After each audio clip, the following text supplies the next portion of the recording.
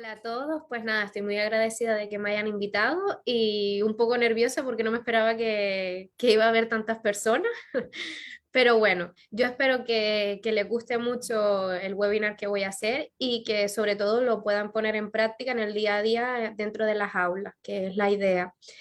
Y bueno, comparto, empiezo a compartir y a decir, a ver, vale. Bueno, empecé la presentación pues presentándome un poco, pero ya me presentaron y todo perfecto.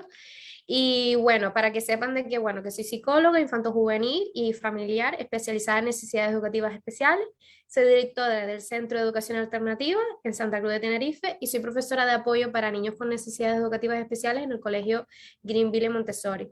La forma en la que yo trabajo es con la disciplina positiva y la pedagogía Montessori. Entonces, va a haber lo que voy a decir hoy, pues va a ir vinculado mucho al tema ese de respeto hacia los menores. Bueno, elegí esta temática, el vínculo profesor-alumno, porque normalmente lo que más llama la atención a los profesores es las herramientas para trabajar con niños con necesidades. Es lo más demandado, lo que más quieren. Pero es que si queremos saber conectar con nuestro alumnado y saber cómo manejar estas dificultades de comportamiento o de aprendizaje que tienen en su día a día, primero tenemos que basarnos en el vínculo que tenemos con ellos. Entonces creo que es algo importante primero empezar con el vínculo y ya luego después de tener herramientas para saber qué trabajar, cómo trabajar con ellos. Entonces, primero quiero hablarles de qué es el vínculo. Y bueno, el vínculo es la unión, en este caso, entre profesor y alumno, donde escuchamos sus emociones, entendemos sus necesidades y las acompañamos a buscar pues sus dificultades del día a día. Y bueno, yo quería hacer una pequeña importancia, que es que exigimos demasiado a nivel académico a los niños. Yo en mi consulta me vienen muchísimos niños súper desmotivados, con muchísimo estrés y con mucha ansiedad por el tema académico. Y ha habido muchas evidencias científicas de que los niveles de estrés y de ansiedad de los menores cada vez es mayor y se ha visto de que hay una relación en ese aspecto académico. Yo no soy partidaria de que a los niños haya que tener que mandarles tareas a casa, ni tampoco soy partidaria de que haya que ponerle notas, porque al fin y al cabo las notas no reflejan el proceso de aprendizaje que ha tenido estos niños. Yo me acuerdo que cuando yo estaba en el colegio y en el instituto, yo suspendía muchísimas asignaturas y me esforzaba muchísimo, pero era porque tenía dificultades para aprender. Y eso me afectó un montón en mi autoestima, tenía mucho estrés y mucha ansiedad. Entonces, hay veces de que tenemos que conectar con esos niños y saber qué es lo que necesitan para poder ayudarlos, más que enfocarnos en las notas. Y nos enfocamos mucho en que lleguen a unos hitos acá, curriculares, pero no les enseñamos un aprendizaje emocional y relacional. Y esto es muy importante porque hay muchas evidencias que han visto que el éxito, las personas que llegan a tener éxito en la vida, no se debe a niños que sacaban muy buenas notas y que se categorizaban por niños ser inteligentes, sino en cambio eran aquellos niños en los que tenían una inteligencia emocional y una inteligencia interpersonal e intrapersonal, o sea, sabían relacionarse bien, sabían gestionar bastante sus emociones y demás, porque al fin y al cabo nosotros somos seres sociales. Entonces nosotros nos relacionamos. En una entrevista de trabajo no solamente nos van a evaluar, a mirar por el currículum nuestro, sino también lo que van a ver es la forma en la que nosotros nos relacionamos con nuestros compañeros. Si nosotros, por más que tener un montón de títulos y demás, no sabemos trabajar en grupo y relacionarnos con nuestros compañeros y resolver los conflictos del día a día, pues no vamos a poder trabajar en puestos de trabajo, en donde requiere que trabajemos en grupo con más personas. Entonces, esto es muy importante que los profesores sepan que no exigir tanto notas y llegar a unos hitos curriculares, sino también enfocarnos en eso, enseñarles a cómo se relacionan con los demás, a la parte emocional, ¿vale? Y una cosa importante es, como mencioné antes, somos personas sociales. Entonces, nosotros aprendemos mucho por imitación, observando a otras personas cómo resuelven sus conflictos y nosotros, pues, los imitamos. Así que es muy importante que nosotros como adultos, cuando estemos con nuestro alumnado, nos relacionemos con ellos y que ellos observen que nosotros sabemos cómo nosotros resolvemos los conflictos que nos suceden en el día a día en el aula, para que ellos puedan imitarnos. Y por ejemplo, les voy a decir para que vean la importancia que hay de ser modelos de los niños. Una anécdota que me sucedió hace poco en el colegio en el que yo trabajo. Yo trabajo con niños con necesidades y trabajo dentro del aula con los otros compañeros que ellos tienen. Entonces, el niño con el que yo estoy pues ayudando, guiando, el niño estábamos en el patio y había pues un saltamonte y quería atrapar el saltamonte. Y yo le decía, ten cuidado si atrapamos el saltamonte porque podemos hacerle daño en las patitas y si le hacemos daño en las patitas, después no puede saltar y a él le duele que le hagamos daño en las patitas. Pues una niña que me estaba observando vino al rato y le dijo al resto de los compañeros exactamente lo mismo que yo había dicho. Ten cuidado, no cojas el saltamonte porque le puedes hacer daño a las patitas y entonces después no puedes saltar. Dijo exactamente lo mismo. Y, por ejemplo, yo observo mucho en las aulas que los niños también, la forma en la que resuelven también, pues si ven a un niño distraído, pues dice, imitan mucho lo que mismo yo le digo a los niños. Dice, no, no podemos ahora estar jugando con eso. Vamos a ir, por favor, y acompáñame, vamos a hacer la actividad. Entonces, es muy importante cómo nosotros resolvemos esto y lo que le estamos enseñando. Así que reflexionen mucho de cómo ustedes se comportan en el aula y qué le están enseñando a sus alumnos. ¿Vale? Bueno, y una cosa que os quería comentar es el efecto Pigmalión. El efecto Pigmalión, no sé si lo conocen, que consiste en la creencia de las creencias nuestras y las expectativas que nosotros tenemos ante nuestro alumnado y pueden condicionar las actitudes, el comportamiento y la manera de percibirse el autoconcepto de nuestro alumnado. Y por ejemplo, pues sé que es un concepto un poco complicado, entonces os puse una imagen en la parte inferior derecha en el que dice que, pues bueno, el maestro piensa que el estudiante es inteligente. Entonces el maestro, al tener esa creencia, va a tener opciones el profesor de, pues como sé que es más inteligente, le voy a exigir un poco más, le voy a poner más tareas, le voy a poner tareas más complicadas, le voy a mandar más trabajo y demás. Entonces, el alumno, la creencia que va a tener es, soy inteligente, porque el profesor me lo dice, que soy inteligente. Y entonces el niño lo que va a hacer es, pues, esforzarse más para llegar a esa creencia que tiene el profesor de soy inteligente, me tengo que esforzar para llegar a eso, a ser inteligente, y entonces los resultados académicos van a ser mejores, pero no lo mejor porque el niño era inteligente, sino porque la creencia nuestra ante ese niño era que es inteligente. Y esto sucede mucho con los niños que tienen pues, problemas de comportamiento. Yo lo veo mucho que cuando tengo reuniones con los profesores, cuando me vienen a mi consulta, niños con dificultades de conducta, que ya los profesores ya se crean una creencia en esos niños, pues a la mínima, que de cualquier cosa que hagan ya es que es que con él yo no puedo más, es que es él, entonces hay que tener mucho cuidado porque nosotros mismos, en base a lo que nosotros creemos y pensamos de nuestro alumnado, ellos se están formando su autoconcepto. Entonces hay que tener mucho cuidado con esto, porque hay que tener cuidado de no llegar a los dos extremos, ni decir que todos los niños son inteligentes, por lo tanto le estamos exigiendo más de lo que a lo mejor ellos no pueden, entonces generamos estrés y ansiedad, ni tampoco vamos a ir al otro extremo de coger y decirles que pues lo que dije antes de cualquier niño ya por algo malo que haga ya es ya tacharlo. Entonces no, hay que tener un poco cuidado con, con esto.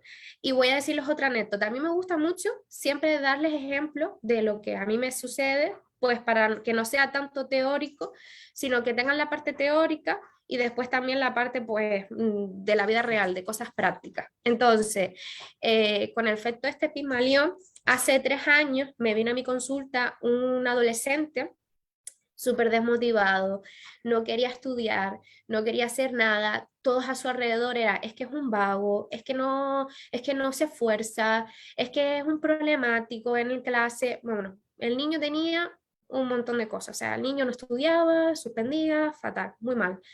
Pues yo me percaté que el niño lo que pasaba es que el niño era inteligente, tenía unas altas capacidades, tenía una gran capacidad cognitiva y madurativa. Y lo que sucedía es que se aburría en clase, o sea, se aburría porque le parecía tan fácil que se quedaba dormido, que se ponía a jugar y a dibujar y así. Y no le importaba los estudios. Y encima no le importaba porque a su alrededor, todas las personas que había tenían la creencia de él de que no va a llegar a nada, es un vago y demás. Entonces esto le influyó en él, en su forma de comportarse, de dormirse en clase, pues pasar de los estudios y demás. Y después de estar 3 años con él trabajando, el otro día mismo me mandó la madre ya las notas, porque aquí en España ya tenemos las notas los niños, y el niño me sacó todo 9, 9 y 10. Un niño que estaba suspendiendo todo, que no quería estudiar, que no quería saber nada. Incluso tuve la reunión con el nuevo profesor y me decía que maravilloso, que era un niño que es súper inteligente, que prestaba atención, que quería participar un montón y súper motivado y demás. Pero es que es eso, es que yo creía en él desde un principio. Yo vi eso que él tenía y como creía en él y le dije que él era inteligente y que él podía sacarlo, pues entonces tomé acciones de esforzarme para que él se esforzara en clase. Él se creyó que era inteligente y entonces él tomó acciones ante eso. Y de un niño de que estaba suspendiendo todo y se estaba durmiendo en clase, a ahora sacar 9 y querer estudiar en la universidad y todo. O sea, entonces hay que ser conscientes de esto. Bueno, y relacionado con el efecto Pigmalión, os quiero hablar de las etiquetas. Las etiquetas, bueno, os puse aquí un ejemplo muy claro para que lo vieran. Entonces, estamos en un colegio y los maestros a principio de curso todavía no saben, todavía no han empezado las clases y el maestro A le habla con el maestro B y le dice, anda, que te ha tocado este año fulanito en clase. Yo lo tuve el año pasado, prepárate. Menudo trasto. Entonces, este comentario para el maestro B ya le da una creencia y una forma de pensar en fulanito al resto de sus compañeros. ¿Y qué va a suceder? Pues lo que va a suceder es que el profesor B no va a tolerar ninguna conducta ni ningún comentario, no va a tolerar nada de ese alumno y en otros sí lo hará. No sucede muchas veces de que hay niños con los que, bueno, si hace alguna trastada o algo, pues, bueno, o se ríe un momento o habla un momento con un compañero, no pasa nada, no le hacemos nada. Pero hay otros que, bueno, que como haga la mínima, como se muevan un poco, ya estamos ya, ay, es que siempre es igual, siempre es igual. Y es que se debe a esto, a las etiquetas que nosotros ponemos en nuestro alumnado, ¿no? Y entonces lo que estamos haciendo es con fulanitos que lo estamos condenando al fracaso. Porque si yo ya tengo ya esa etiqueta de este niño de que es un trasto, va a suceder lo que dijimos antes del efecto Pigmalión, que lo que va a suceder es que nosotros vamos a tener la creencia de que este niño no va a avanzar, no va a dar muchos problemas en el aula y entonces vamos a tomar unas opciones de ser más negativos con estos niños. Este niño lo va a percibir, esa negatividad, y entonces va a tomar acción de eso, se va a creer de que es un trasto y entonces va a tomar ese comportamiento, ¿vale? Que, por ejemplo, se van a sorprender un poco de esto, pero es así. Yo tengo un niño de 3 años, repito, de 3 años, y el niño me vino un día a la consulta y me dice, es que soy malo y hago cosas malas, y empezó a destrozarme todo, a romperme las cosas, tirarme materiales y a destrozarme las cosas y riéndose. Entonces, eh, a la semana siguiente tuve la reunión con su profesora y vi que la profesora tenía muchas etiquetas ante este niño. Es que es un vago, es que es un negativo, es un agresivo, es que, o sea, tenía muchísimas etiquetas ante este niño.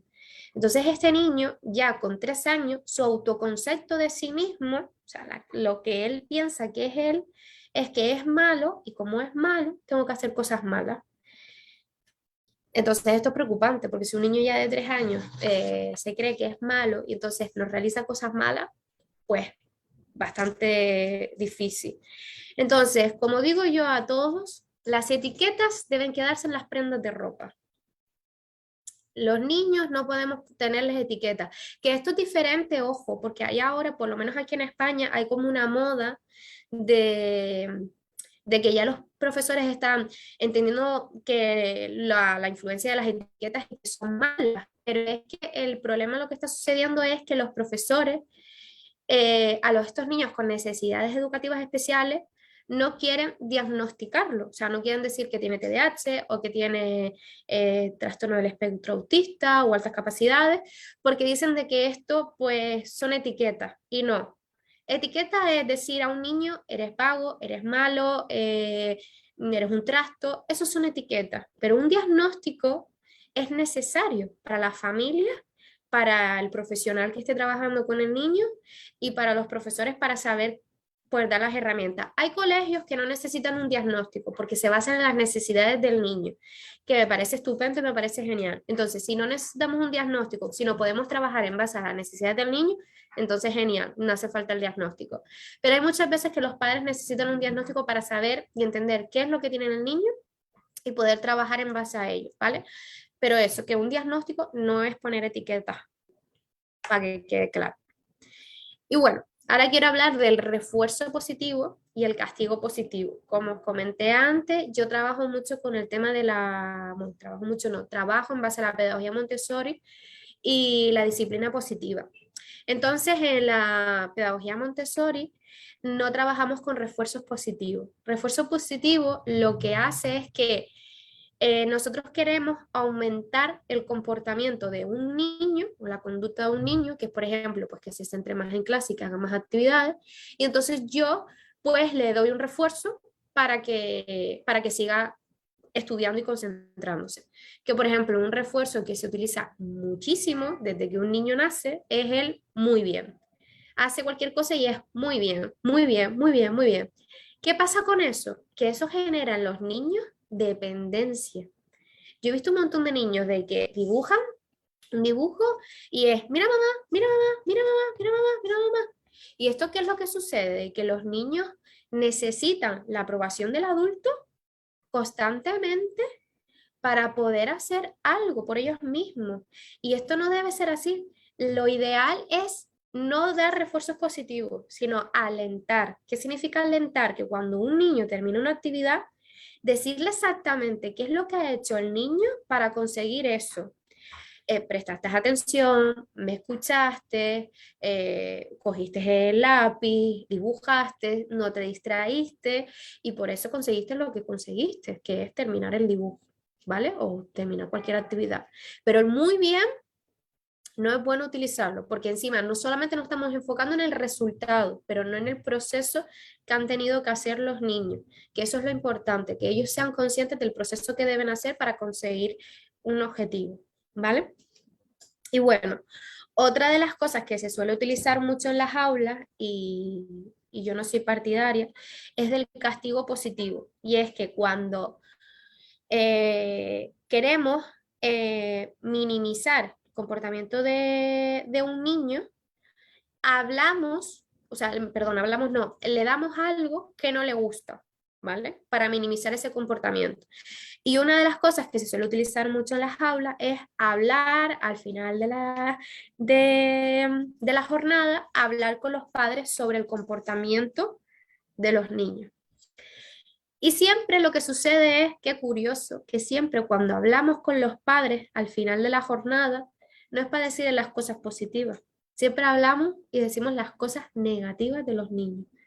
Yo no he visto ningún profesor que al final de la jornada quiera hablar con los padres y es para decirle algo positivo del niño. Siempre estamos constantemente diciendo las cosas negativas de comportamiento de los niños. ¿Y qué es lo que sucede? Que la mayoría de los niños se frustran porque dicen, Dios mío, es que solamente saben decirme lo negativo.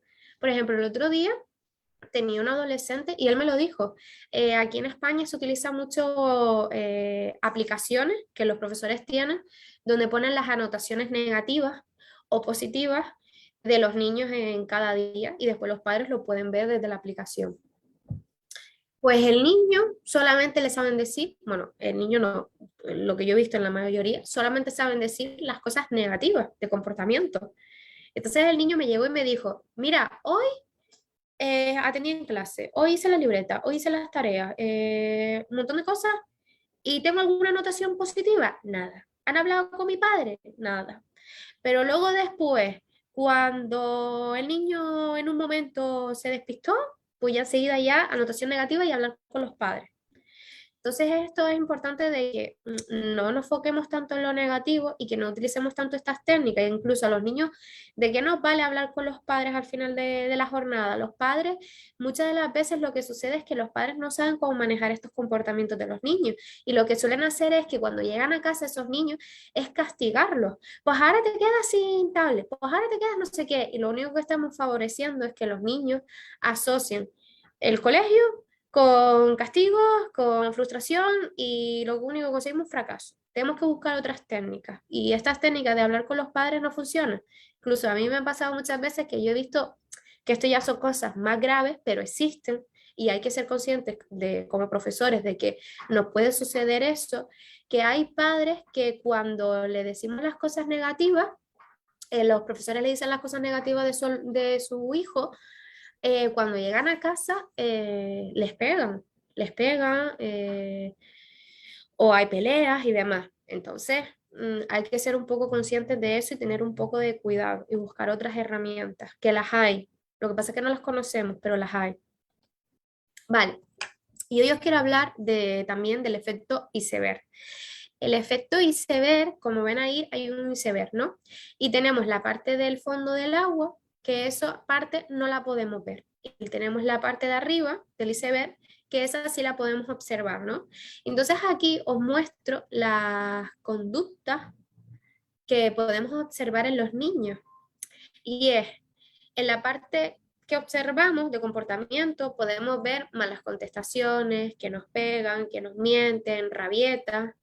Y en la parte de que no observamos, en la parte interna del niño, lo que vemos es que el niño, las necesidades que tiene, necesita conexión, necesita sentirse útil, necesita pertenencia, tiene creencias erróneas, tiene una conducta pues propia de la edad, porque hay muchas veces que exigimos cosas a los niños que no pueden cumplir. Entonces esto es importante que cada vez que nosotros vemos en las aulas niños que están pegando, mintiendo, que tienen comportamientos desafiantes y demás, pues pueden suceder algo internamente que no sabemos, que no conocemos.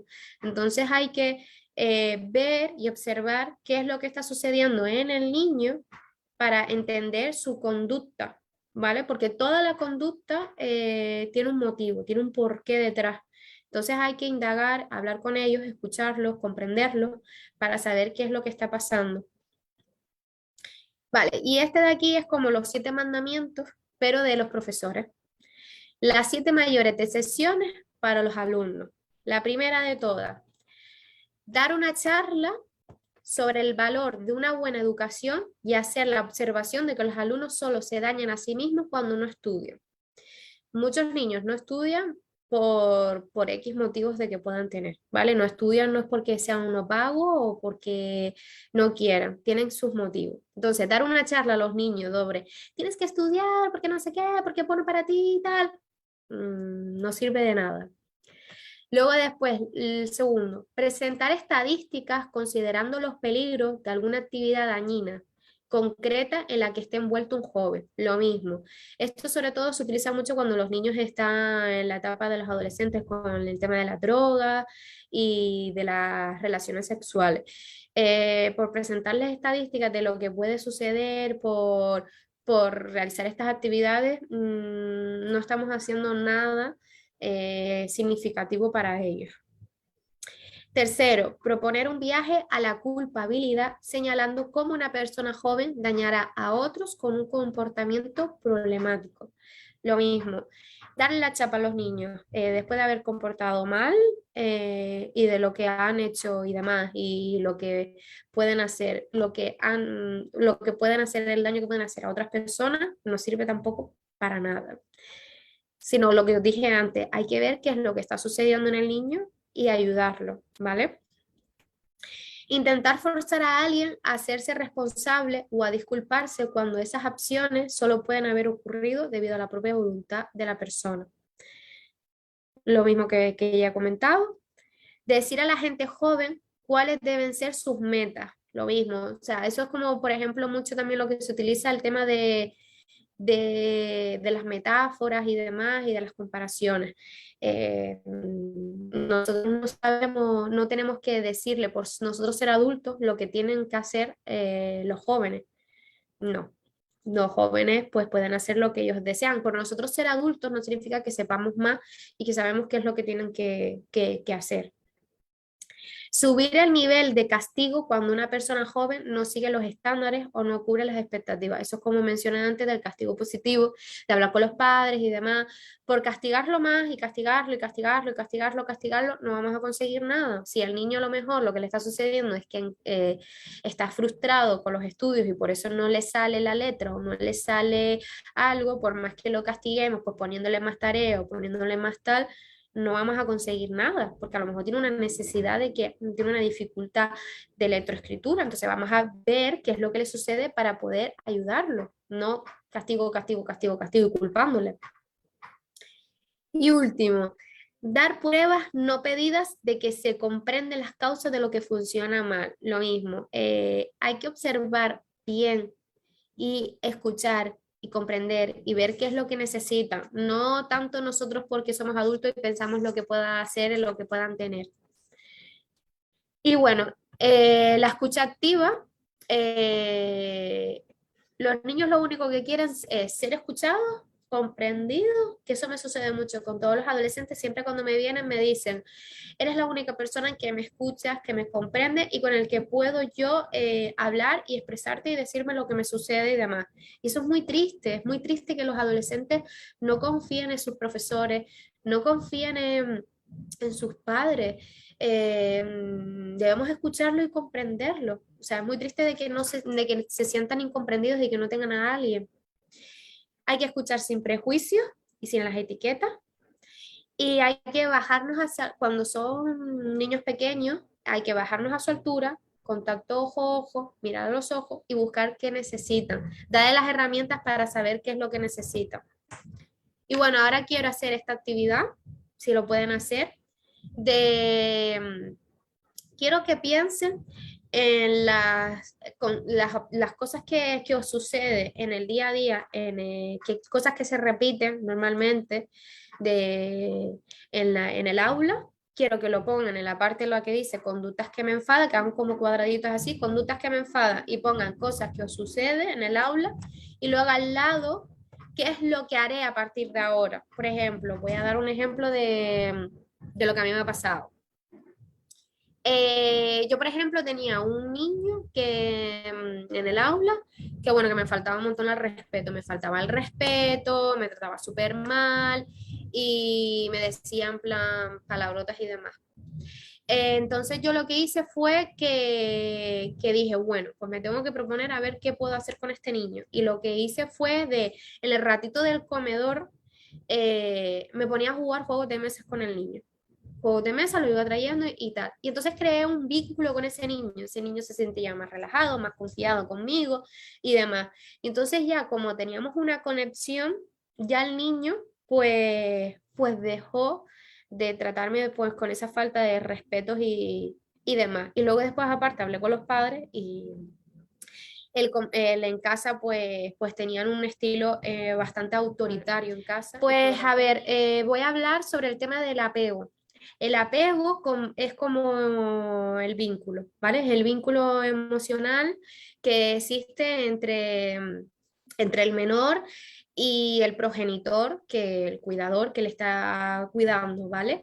Que puede ser mamá, papá, o en el caso nuestro, muchos niños ya vienen con un tipo de apego de casa, ¿vale? Pero nosotros como cuidadores también pasamos la gran parte de los días con los niños, entonces también generamos un apego con ellos. Incluso hay muchos niños que a lo mejor sufren en casa un maltrato, negligencias y demás, y gracias al apego seguro que le aportan el profesor en las aulas, hace que el niño mejore y que pueda pues ver otras realidades, otra forma de relacionarse y demás, porque al fin y al cabo, como dije antes, somos seres sociales, imitamos y nos comportamos en base a lo que observamos. Entonces el apego es muy importante para para nosotros pues tener ese vínculo y poder conectar con nuestro alumnado y enseñarles las formas en las que podemos relacionarnos. Entonces, ahora os voy a explicar los diferentes tipos de apegos que hay y que son muy importantes que observemos qué tipo de apego nos viene nuestro alumnado para saber y entender qué es lo que está ocurriendo en casa y cómo podemos trabajar con ellos. Tenemos el apego seguro. El apego seguro es el ideal, o sea, es el que debería tener la mayoría de nosotros. El apego seguro es cuando nosotros observamos que el menor pueda jugar y pueda relacionarse con las demás personas y con el entorno, con el aula y demás, y pueda explorar pues sin dificultad, sin necesidad de depender de alguien, de necesitar a alguien ni nada.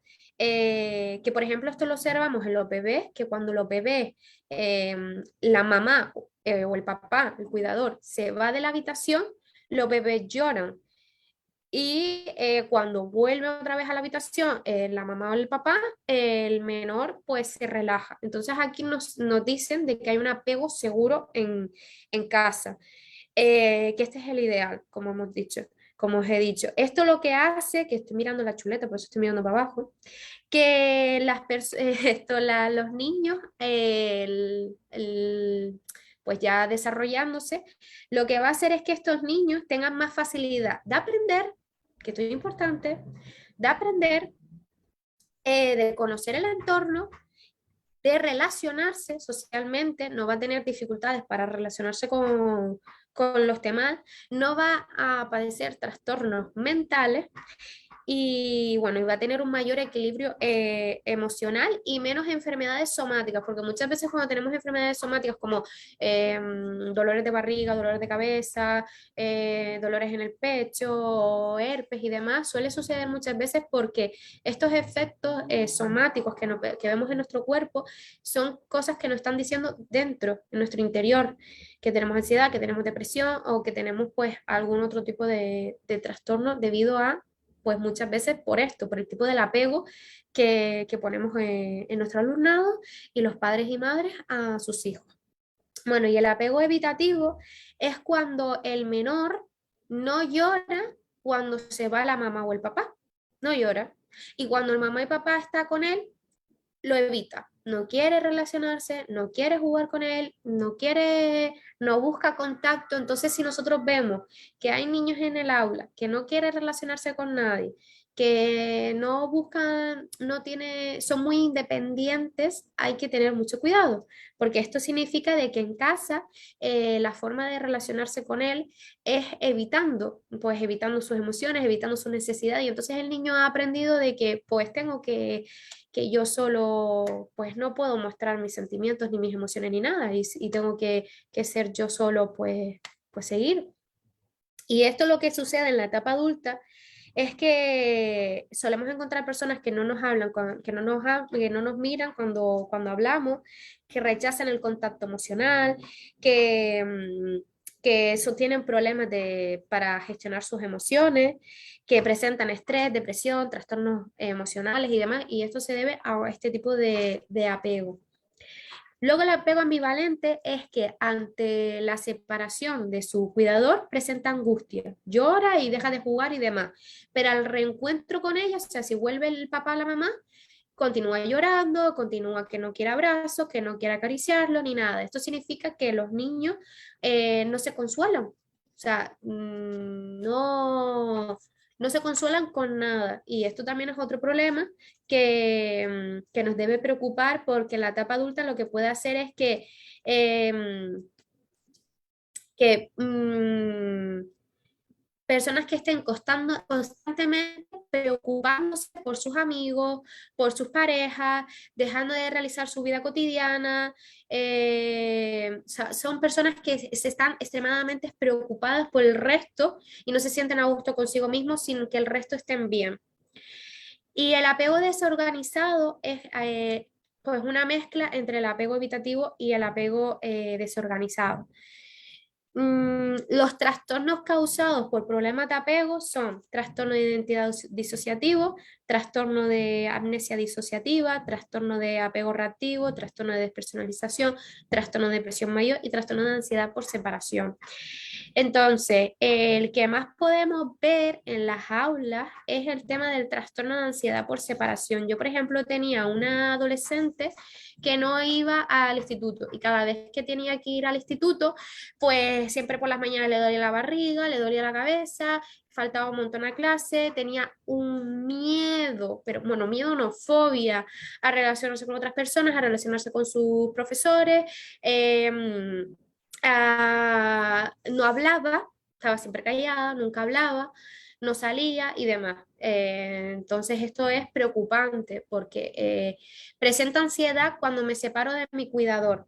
Entonces, ¿qué pasa? Que si eso no se maneja cuando somos pequeños, que no se maneja ese miedo que tiene el niño de que su madre o su padre se separe de él, eh, a la larga puede presentar esto que os dije del adolescente, que eso, que el trastorno de ansiedad por separación lo que significa es eso, esos niños que tienen miedo a que les suceda, a que sus figuras de apego se separen de ellos y no vuelvan.